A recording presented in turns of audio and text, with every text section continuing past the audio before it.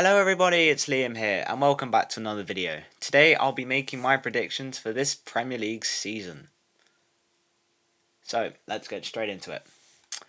So firstly, champions I think will be Arsenal. I'll be honest. They brought in Marino and Sterling who could help bring depth and could help with the attack. Though maybe not Marino because he's injured already. They had a really good defence last year and the addition of Calafiori could also make that defence really strong. Second, I think, will be Manchester City. I'll be honest. They brought back Gundogan, who was a treble-winning player and could help them actually make a difference compared to Julian Alvarez, who didn't do anything and was only there as a reserve for Haaland when he was injured. But I also think that the trial for the 115 charges could impact them a lot. But Erling Haaland has been OP so far, with hat-tricks in back-to-back games. And his goal tally could help him win the Golden Boot again and bring City back, but not far enough to help them win the league. Third, I went with Liverpool. Actually, wait, we're in the wrong place. I think Arne Slot could really pick up where Klopp left off, as seen in their 3-0, because they won 3-0 over United. And I also think Chiesa could be a really strong attacking option to use as well. Fourth, I thought my boys, Chelsea. I think Pochettino did well last year, but I really do think Maresca could do even better this year. And I think his tactics could bring Chelsea back to the top. Like the 6-2 win against Wolves, for example. That was just nuts. Though, to be fair, the results of the top teams do remain to be seen. Like, first game of the season, we played City, we lost 2-0. But hopefully, the win against Wolves could provide momentum, as well as the signings of Pedro Neto, Sancho and Felix, who could bring more attacking options. Though, I will be honest, the selling of Gallagher will be costly, mainly because I really do think Gallagher could have provided the winner against Palace. Because he's always seemed to score against them, and he always does really well against them, but that's just me. Fifth, I thought Tottenham. Not much to really say here. I think they might spot the league again, because they've already drawn once, won one, and they've lost the other two games. Which is rather disappointing, coming from an Australian man who said that he usually wins stuff in his second year. So, who knows what's going to happen there. Though I really do think the signing of Solanke could really strengthen the attack. Sixth, I'm going with Man United. They did bring in some really, really good players, but they might suffer loads of injuries, like Lenny Oro, who's already injured for like 6 months, I swear. But the signing of Xerxes, helped them beat Fulham, and then also the signings of De Ligt and Ugarte could also bring depth and a much stronger squad. Though on the other hand, Ten Hag could also screw them over, like against Liverpool. Seventh, I went with West Ham. They had an unreal transfer period over the summer, because they've signed Max Kilman, Somerville and Fulkrug, who could help them with depth and make the squad stronger. And I really think the tactics of Lopetegui could make them do better than David Moyes did.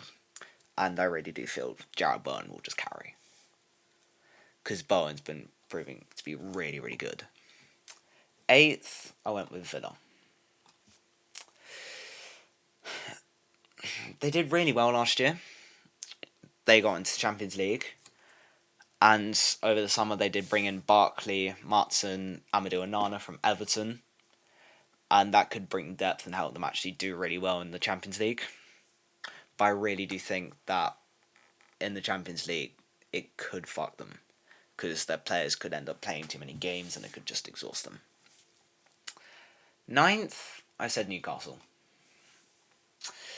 They didn't really do too well last year, and the Champions League could also be a factor to that. But I really do think Isak and Harvey Barnes could carry a lot. 10th, I went with Leicester. The Loss of Maresca, who helped them actually get back into the Prem, could be costly. But I really do think Steve Cooper could do well. Like in the 1-1 draw against Tottenham. Which again shows why Tottenham could just bonk the league. And Vardy could also carry as well. He's proven to be a really good goal scorer for Leicester. 11th, I said Brighton. If I find here.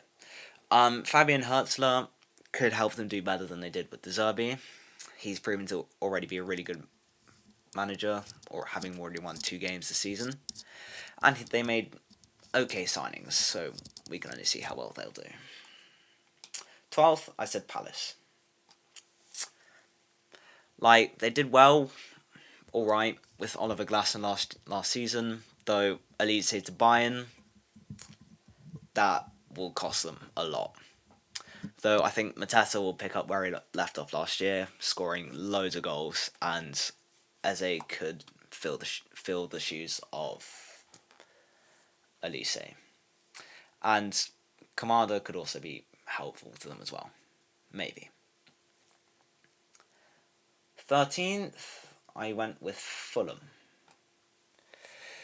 The loss of João Paulinho also to Bayern could be very costly for them, but the signing of Emile Smith-Rowe has actually proven to be really good for them. He's already scored a couple times in matches, and yeah, it's proven a bit of a loss for Arsenal, who weren't using him anyway, but their loss has so far proven to be Fulham's gain.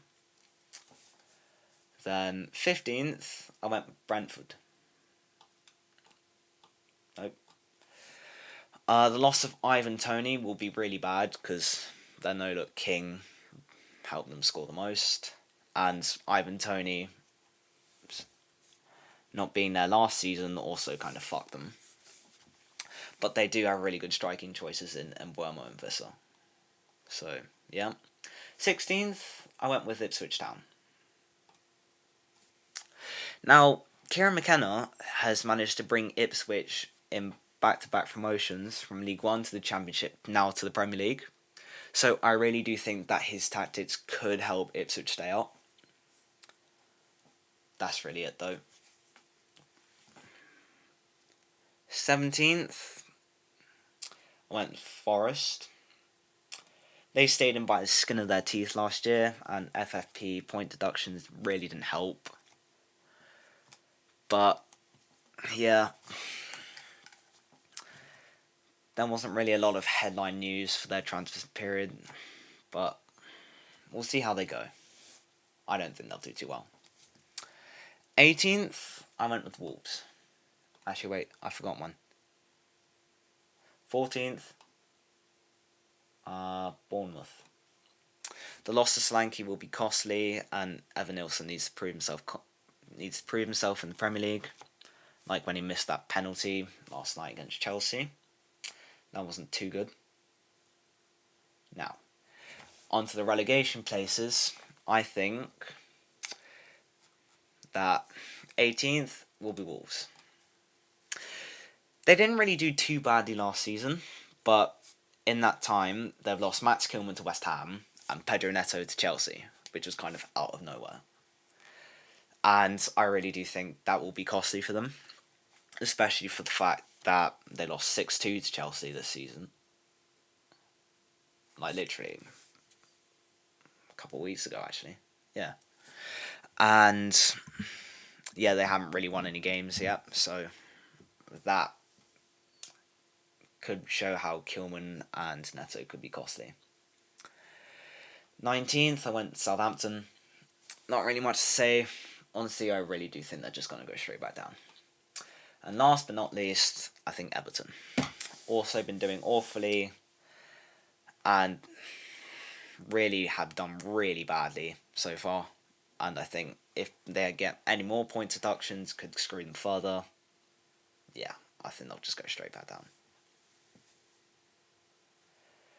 So, yeah. Those are my thoughts. Let me know yours in the comments. Thanks for watching. Please be sure to like and subscribe.